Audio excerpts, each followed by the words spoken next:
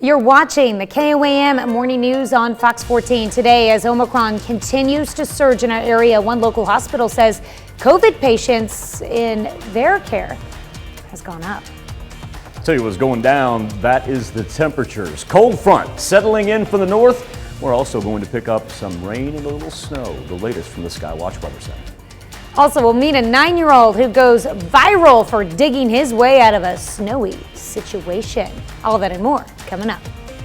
The 4 states' most watched news starts now. Thanks for joining us for the KOAM Morning News on Fox 14. I'm Tanya Bach. A task force created by Missouri Governor Mike Parson releases its final recommendations for helping small businesses in the state recover from the pandemic. They include improving child care availability and affordability, expanding hospitality industry apprenticeships, and promoting and enhancing existing state programs that support small, women, and minority-owned businesses. Members of the task force met with small business owners in 7 Missouri cities and conducted a statewide survey of business owners.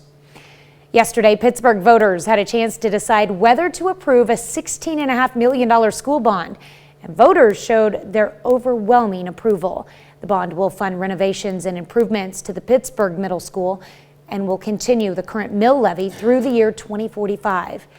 Pittsburgh Community Schools USD 250 has received the unofficial notice. The USD 250 2022 bond passed 912 to 222. That's an 81% approval. These results will be certified and made official by County Board of Canvassers next Tuesday at the commission meeting. The process of renovating the Pittsburgh Community Middle School begins today. The Kansas Department of Health and Environment plans to cancel contact tracing due to futility, and they plan to end the practice next month. They say it's pointless because of increased COVID-19 cases and the public's declining interest in participating. The change means people who test positive for the virus will be responsible for notifying their close contacts about possible exposure. If the person has been exposed at high-risk settings such as schools or daycares, state or local health departments will notify the setting, which will be responsible for notifying close contacts about the potential exposure.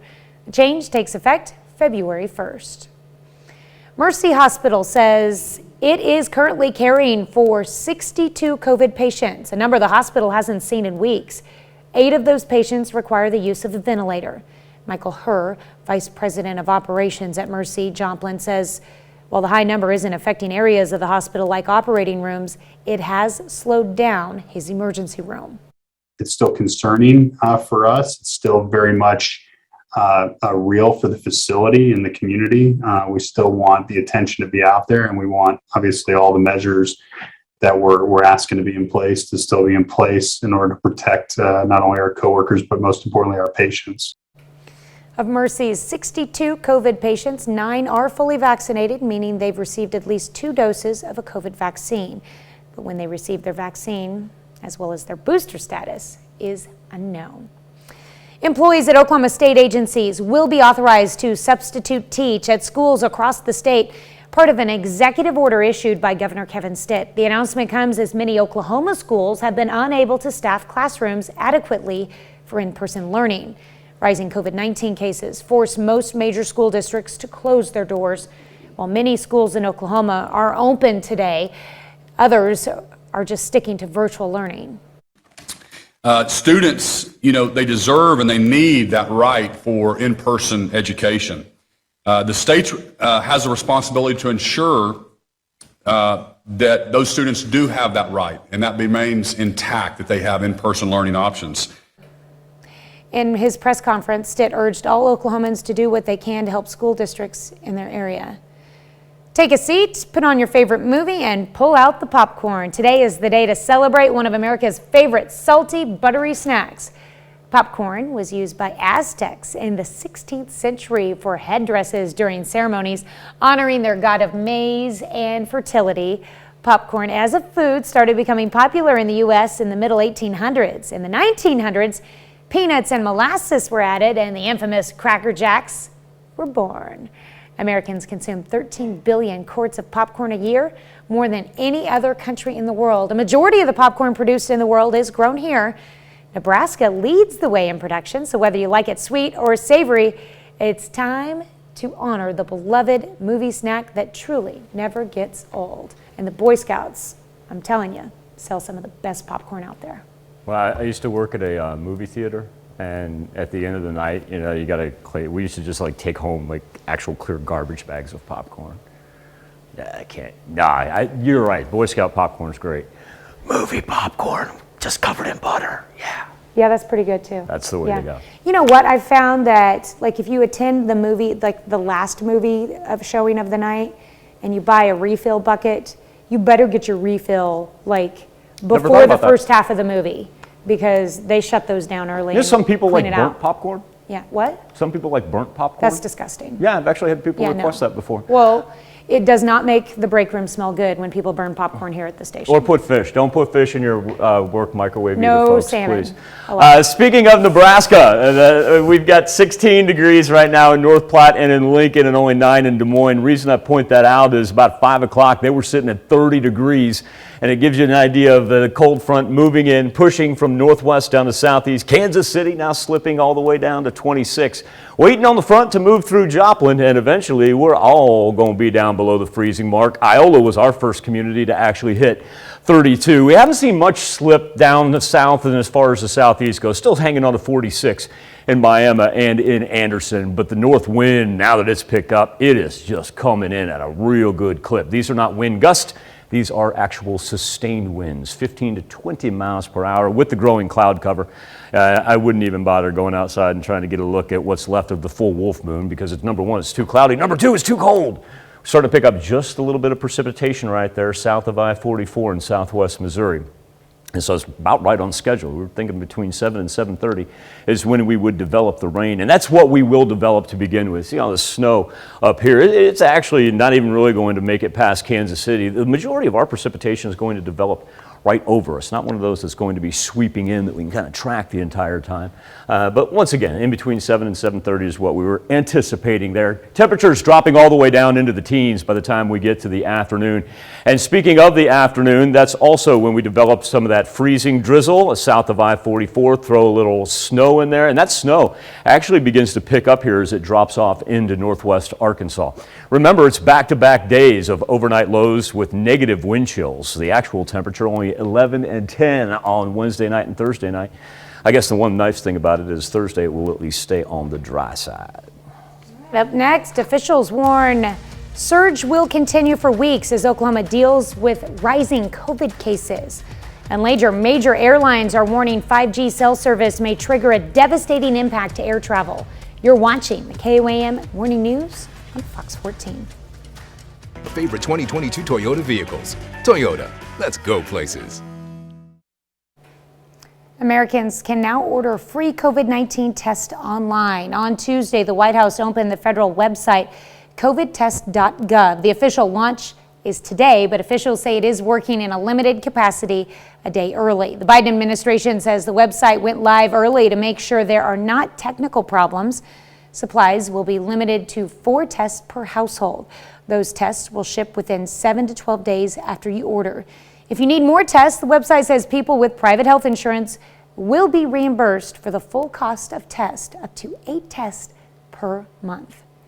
Health officials in Oklahoma say they believe the possible peak in COVID-19 cases is still a few weeks away, and they're worried about how the spike is impacting hospitals. Kylie Thomas reports. Saturday, Oklahoma shattering the state's pandemic record of single-day COVID caseloads, over 14,000. Everybody, I think, knows somebody that's infected right now. But with just under 1,500 hospitalizations right now, Dr. Bratzler worries what we'll see in a couple weeks as hospitalizations lag behind new cases. So right now, the ERs are clogged up, and part of it's because they can't move patients out of the emergency room up to staff beds. Dr. Bratzler says while Omicron is less likely to put you in the ICU compared to previous variants. Throughout most of the pandemic, about a third of the people who had COVID-19 that were in the hospital ended up in an intensive care unit bed at any point in time. Right now, we're running around 22, 23% of the people who who are in the hospital with COVID-19 or ending up in the ICU. More Oklahomans are catching it. With 88,613 active cases in the state, Dr. Bratzler says now's the time to take extra precautions. I just think community prevalence is very high right now. Community transmission rates are very high.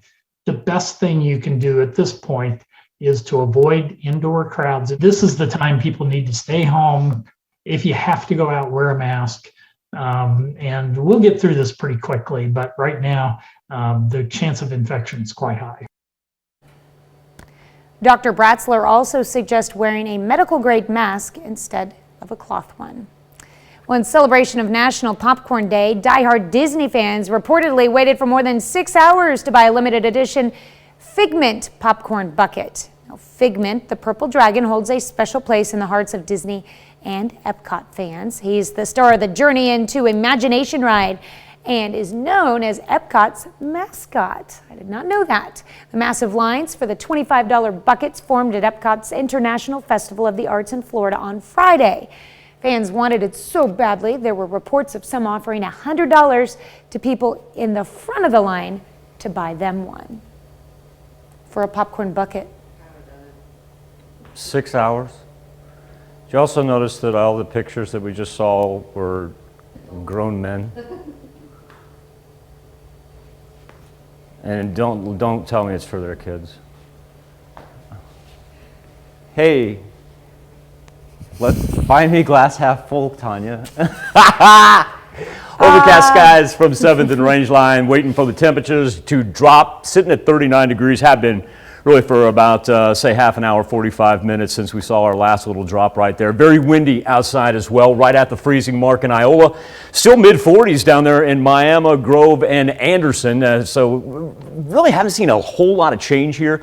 But as this wind presses down to the southeast, because now we're up to 19 miles per hour, gusting 30 miles per hour at Joplin Regional Airport, we're going to not only see our temperatures, but also our wind chills drop.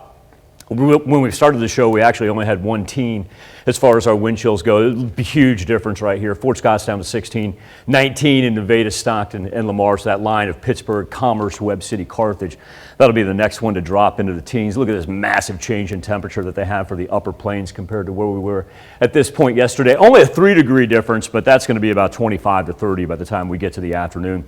We're starting to pick up just a sprinkle or two down here in the far southern portion of southwest Missouri. So that's just kind of the beginning of our precipitation that we'll have for today.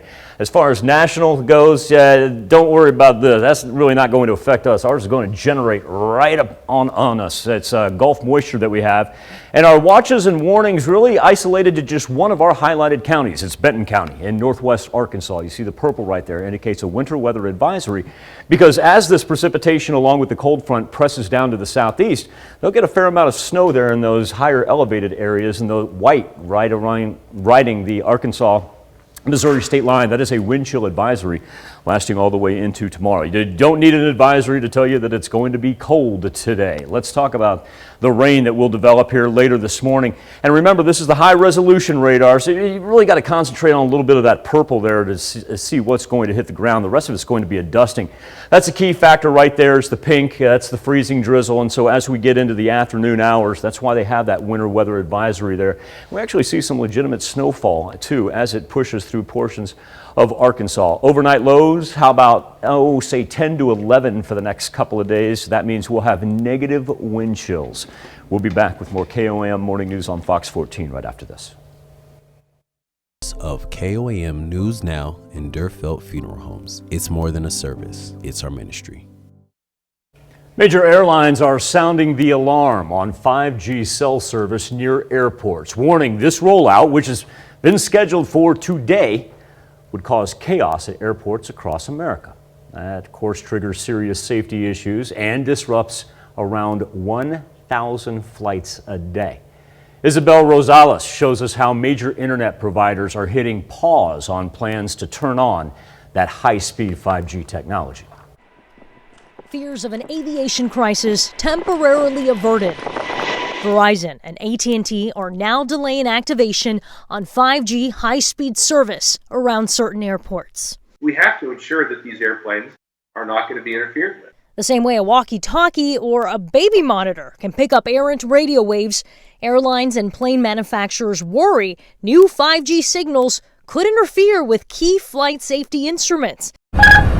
As a commercial pilot of 40 years, Captain Jim Schilling understands the potential safety risk. If I determine the risk is nothing I can manage, then I have to reject the aircraft. Executives from the largest U.S. airlines penned an urgent letter Monday to the White House saying, to be blunt, the nation's commerce will grind to a halt, and warning upwards of 1,000 flights could be disrupted per day should 5G be launched. Well, the passengers will be safe, but it will be really damaging to customers. AT&T and Verizon insist fears are unfounded. I think it's important that we take the time to study and understand. Biden's administration is in talks with federal agencies, wireless carriers, airlines, and manufacturers to find a solution without sacrificing safety. Certainly, minimizing flight disruptions, ensuring safety in travel is a top priority. Now, the FAA says AT&T and Verizon's delay of today's planned 5G service rollout near certain airports will help reduce the worst of the cancellations and delays. But agency says there's still going to be some impact on flights. Telecom industry has not commented on the letter from the airlines, but has defended its rollout, calling it safe since there have been no problems in other countries where 5G is already deployed. Now, according to President Biden, AT&T and Verizon's latest move to delay developments near some airports still allows more than 90% of wireless tower deployment per their original plans. We'll be back with this morning's four-state hero right after this.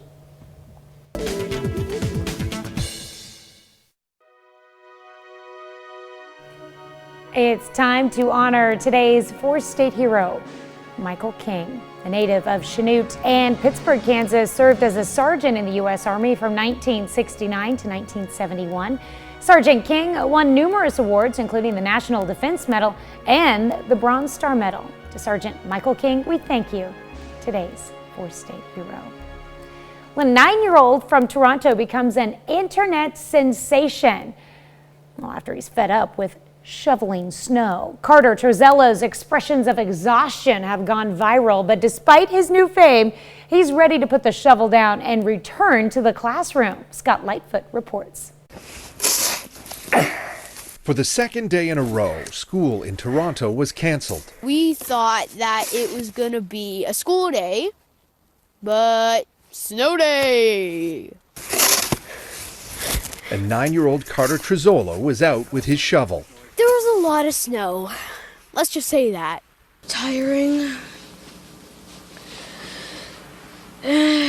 Carter's appearance, shoveling snow on Monday night's newscast, seems to have struck a chord with many. Maybe it was more his authenticity. Probably people I even don't know. Well, it was making my back hurt, first of all. Video of his snow shoveling and his sighing has gone viral. I think a lot of us can relate to that amount of exhaustion with everything right now. So I think he captured the emotions of many people. The video has now been seen more than 1.5 million times online. We've heard that it was on TV in Australia and in Ireland, and they were talking about it on the radio in Montreal. There was someone in Australia that saw it on the other side of the world. There have also been thousands of responses from people around the globe. Watching it be shared so many times with so many people who just appreciate it as much as I do. In the past 24 hours, Carter has been trending on Twitter, has become a meme. He's even been recognized by strangers on the street. Yep. Still exhausted. Google his name and Carter Trezello exhausted now comes up. He admits it's an apt description. I'm tired. I am always tired. All this attention is exhausting. I really wish I was in school right now. For a third grader who just wants to go back to school. I miss my friends, and it's been a long time. And as for what Carter might do with his new viral fame, I don't want to think about it. Let's go! For now, he's just happy to play and lay in the snow. I love snow days. All right, well, contemplating whether or not I should do this. Earlier this morning, I asked Alexa to tell me a joke, and I think this is the perfect opportunity to share it with y'all. Why do snow plows or snow shovelers like Carter need a raise? Because they're always scraping by. Thank you. Another half hour of news and weather is just ahead. Coming up on the KOAM Morning News on Fox 14, major cities report an uptick in crime. And Oscar winner Jeremy Irons stars in a new thriller set in Europe in the days before World War II. You're watching the KOAM Morning News on Fox 14. We'll be right back. Indigo Sky Casino. The 4 states' most watched news starts now. Welcome back to the KOAM Morning News on Fox 14. It's currently 7:30. Let's take a look at today's top stories. The YMCA is offering free groceries to families in Neosho and Seneca. The organization hosts a grocery grab at King Food Saver in Neosho every Wednesday. And on Tuesdays, they host it in G&W Foods in Seneca. The program provides food for kids ages 2 through 18. Now, kids receiving the food must be enrolled in school or an educational program to qualify. Whenever you see families come through the line and their smiles and the kids are smiling and like I mentioned before, there's definitely a food desert, right? Food insecurity. And when you're able to provide a service like this and decrease that security, then families are a little bit more well. Each grocery bag distributed will contain enough food for a child to have dinner and a snack every day for 7 days. Driving Miss Daisy arrives at Joplin Theater soon and gives Joplin theater goers a chance to see a play they may not have seen before. The Joplin Little Theater is putting on a performance of the 1988 Pulitzer-winning play in February. So, of course, right now they're still rehearsing. We've got a sneak peek and a chance to catch up with the actors. That includes Keenan Cortez, who will play Hokey Colburn. It definitely takes me outside of my comfort zone. But you know what? I'm also having a great time. And I think this is an important play for people to be seeing right now in this time period that we're in. So I'm really hoping that people will come out and enjoy the show in February. You can catch Driving Miss Daisy at the Joplin Little Theater on February 2nd through the 6th. When someone thinks of Kansas, the first thing that comes to many minds is crops and corn, and there's a lot to learn about it, apparently. The K-State Extension Office provided a way for area farmers to learn about the crop at a corn school in Parsons, Kansas. Kansas Corn School covers issues facing corn producers tailored to each region, things such as weed control and insect resistance. Fuel our regular light-duty cars and trucks out there, but also really looking at how ethanol and other biofuels can play a role in long-road trucking and diesel engines. And then that next frontier we really see is aviation fuel, actually made from our corn and soybean products. A potential next market is biofuel for aircraft. Positive COVID-19 cases are not the only thing surging. The divide between the rich and the poor continues rapidly increasing over the course of the pandemic. And Fox News correspondent Kevin Cork has more on the new study shedding light on the damaging effects of income and inequality and a possible solution. The pandemic has been a billionaire bonanza. New data from anti-poverty group Oxfam finds the coronavirus pandemic has escalated the growing wealth gap. Billionaire growth double at the rate of $15,000 per second. Researchers found the 10 most affluent people in the world more than doubled their fortunes throughout the ongoing health crisis, while roughly 160 million people sank below the poverty line. And Oxfam officials say this gap comes with very deadly consequences. Inequality is contributing to the death of one person every 4 seconds through preventable, solvable problems. Hunger, lack of access to health care, and at a time like this, lack of access to vaccines. Meanwhile, the lack of vaccines for poorer nations is an area of major concern for health officials, who say more people need to get the shots to stop the spread of the virus and to keep it from further mutating. Heads at Oxfam believe taxing billionaires is a solution to vaccine disparity and ending the pandemic. If one were to tax the 10 wealthiest people, the 10 billionaires, on the profits made during the pandemic at 99%, which is a very high amount, of course, we would be able to pay for vaccines for the whole world. Oxfam data also finds of the poorest countries in the world, only 7% of those citizens have had at least one COVID-19 shot, compared to the more than 75% of folks in rich nations who have. I'm Kevin Cork, Fox News. The Cincinnati Zoo honors Betty White by naming a penguin after her Golden Girls character. It says the month-old little blue penguin will have the name Rose. White played that character from 1985 to 1992. The zoo director says the late actress supported the Cincinnati organization and loved animals. Probably not adoptable like the other ones that you can find at the Humane Society with the Betty White Challenge. No, but I would go see Rose at the zoo. Penguins are so cute. Would you adopt Rose and keep a penguin at your house?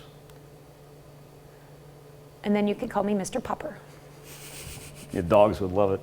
Overcast skies outside of Television City, a little bit of a blah beginning to our Wednesday, but the big factor is how cold it's going to be. Luckily, we won't challenge the record of 8 below that was set back in 1984. There we are over 7th and Rangeline. So far, intersection remains dry, traffic smooth sailing. 39 degrees is what we've dropped down to. Look at that last wind gust at Joplin Regional Airport. 33 miles per hour. Yates Center and Iola now dropping below the freezing mark. We're still sitting to the 40s in northeast Oklahoma and southern southwest Missouri.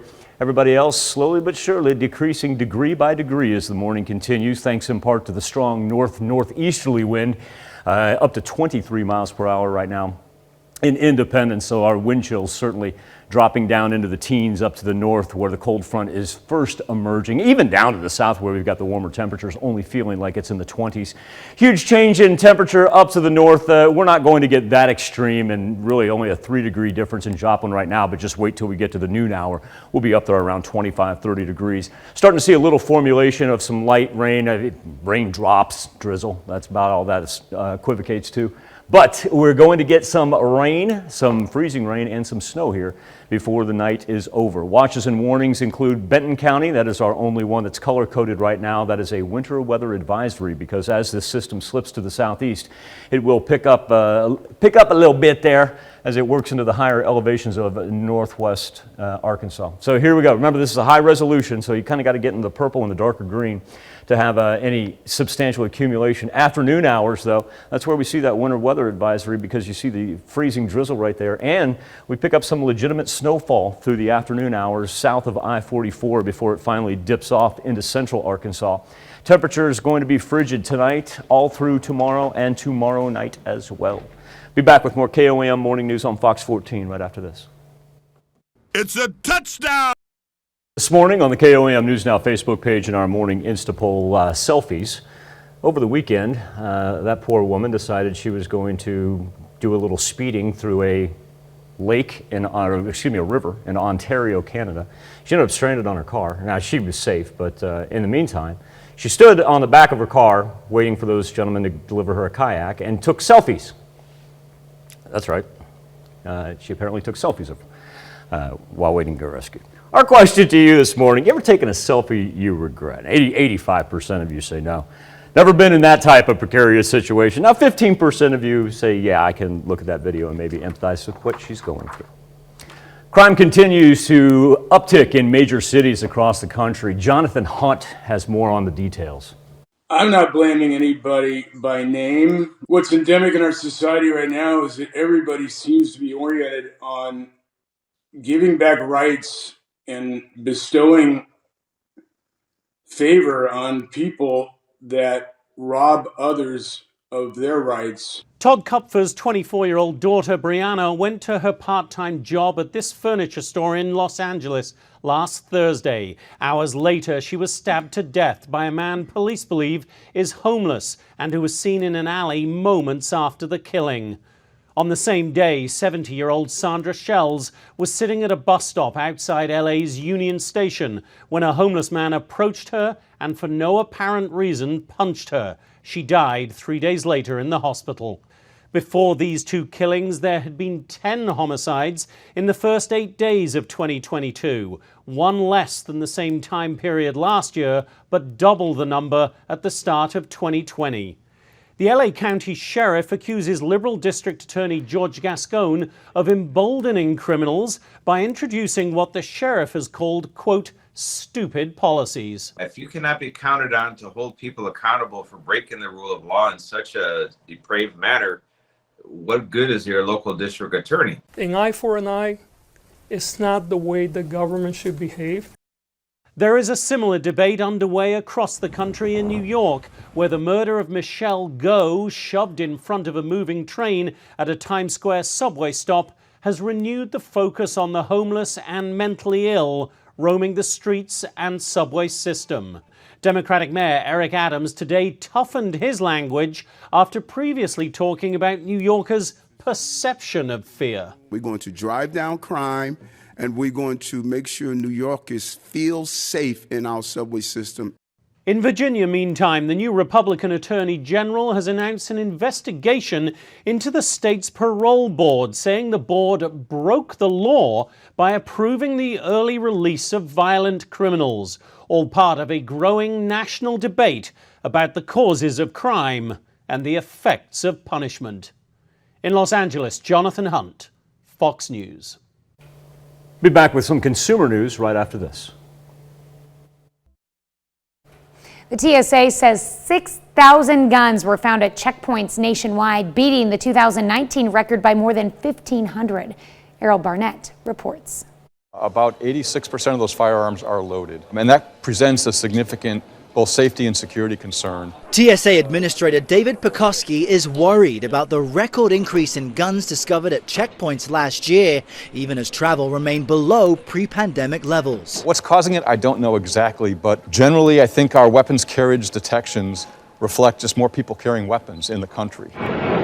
Atlanta's Hartsfield-Jackson was at the top of the TSA's list. 507 firearms were detected in 2021, up from 323 in 2019. And this was the scene after a gun was found by a TSA officer last November when the suspect reached in and accidentally discharged his weapon, causing chaos at the world's busiest airport. That illustrates why loaded weapons are so dangerous, because it's very easy to discharge those weapons. Dallas, Houston, Phoenix, and Nashville round out the top 5. Passengers can travel with the gun on an aircraft, but only safely and securely as checked luggage.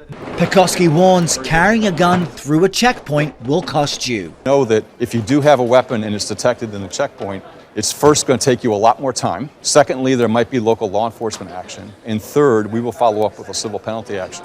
And that fine is nearly $14,000 in addition to whatever charges local police will bring, and you'll lose your TSA pre-check. All of that pretty costly for something that's absolutely preventable. And by the way, here at Reagan National, 30 guns were intercepted by TSA at the security checkpoint here last year. Errol Barnett, CBS News at Reagan National Airport. The National Shooting Sports Foundation says in 2020, over 8.4 million people bought a gun for the first time. That same year, a record 21 million background checks were conducted compared to 13.2 million in 2019. Well, a troubled video game company is being sold. Gaming company Activision Blizzard is being sold to Microsoft. The Wall Street Journal says the deal is valued at $68.7 billion. Activision's CEO Bobby Kotick is to remain with the company after the merger. The news comes on top of reports Activision fired or pushed out more than 36 employees and disciplined about 40 others since July as part of efforts to address accusations of sexual harassment and other misconduct. According to Google, Thin Mints are the most searched Girl Scout cookie of all time in the U.S. Tech company is seeing a surge of Americans searching Girl Scout cookies near me and order Girl Scout cookies online over the past week. I might have added to that search for Thin Mints, along with does DoorDash deliver Girl Scout cookies. Girl Scouts of America recently reveals it will offer customers in select areas cookie delivery through DoorDash, in addition to the usual sale options. Google says searches for Adventureful's Girl Scout cookies review is a breakout search on the site. Looking forward to those. Absolute Vodka, celebrating Valentine's Day differently this year, creating a registry for singles to enjoy their Galentine's Day. That's a day for women and others to celebrate their friendships and is normally marked on February 13th. This year, Absolute is inviting singles to register to get the things they want commemorating themselves. The brand, alongside Elfster, created the Registry for Me, where users can create their own wish list and share it with others. According to a survey by NerdWallet, the average price for Valentine's Day gifts is $72, even though many spend more than that. We'll be right back with more after this, but first, let's take a look at the market prices before the opening bell.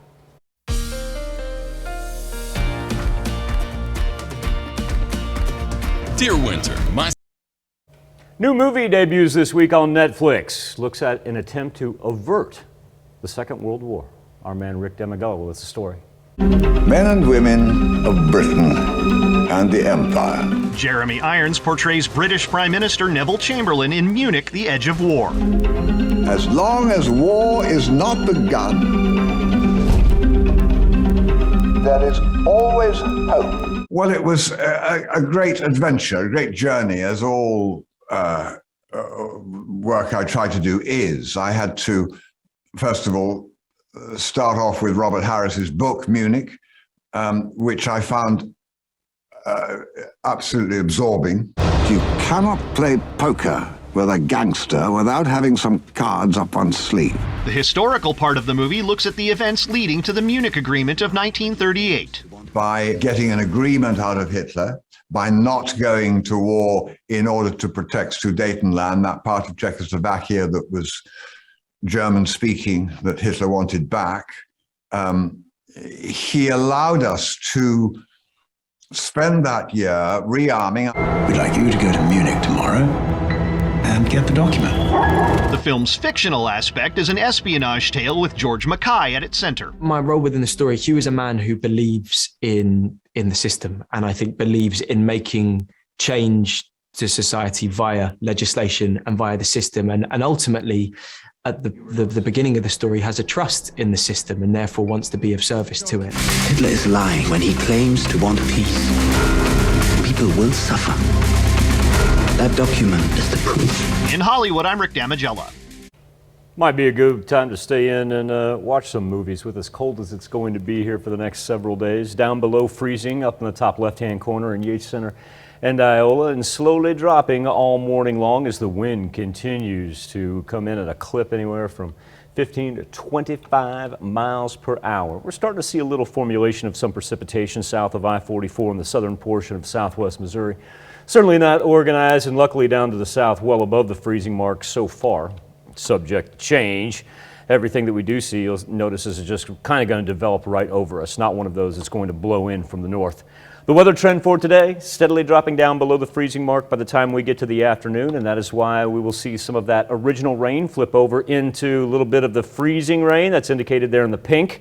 So that'll be late morning, early afternoon hours. Then we'll go afternoon snow. It'll push south of I-44 into northwest Arkansas. And then, check this out. No thank you. That's for tomorrow morning as far as what it's going to feel like. About, anywhere from -2 to -6. Luckily, we will stay dry on Thursday and then begin to warm up back into the 40s by the weekend. Be back with more KOAM Morning News on Fox 14 right after this. Hi, welcome back to the KOAM Morning News on Fox 14. Here's what's happening today. Today is the official launch of the White House's new website, covidtest.gov, but it rolled out yesterday, allowing Americans to order 4 at-home rapid tests to be shipped out in the next week or 2. The Omicron variant is causing COVID cases to surge across much of the nation. Debate is expected in the Senate and possibly a vote on voting rights. Democrats are pushing a bill that would allow early voting, vote by mail in every state, and make Election Day a national holiday. But they have an uphill battle with 2 holdouts in their own party and Republican dissent. 3 police officers in a Philadelphia suburb are scheduled to be in court next week, charged with voluntary and involuntary manslaughter and reckless endangerment. The case involves the shooting death of 8-year-old Fanta Bility, who was killed when the officers fired into a crowd trying to break up a gunfight. Let's check in with Michael with a final look at your forecast. All right, we know we're going to get some later morning rain, and as the cold front drops through, it takes us below 32 degrees. A little bit of that will transition into some freezing drizzle. Our hope, and it looks this way, is that the transition into snow, especially south of I-44, should be relatively quick. But certainly, we're going to have some slick spots for the ride home. The roads are looking great right now. And make sure you bundle up. Also, too, just as a reminder, kids at the bus stop for tomorrow. Multiple layer morning. Well, it turns out pandas' picky eating habits may work to their advantage. Pandas are famously picky eaters. They only consume bamboo, which means they eat a poor quality diet low in fat. But the creatures appear to have evolved to get the most out of what they do eat. That's according to a new study published on Tuesday in the journal Cell.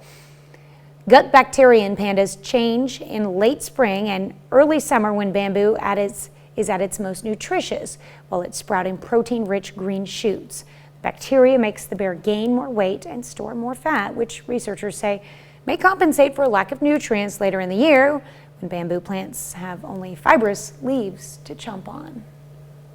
So they don't eat soup? French onion soup. Right. Children's Fun Fact Science Corner. There it is right there. Thanks for letting us put the good in your morning. Back with more news and weather when we see you at noon. Have a great morning and an even better day.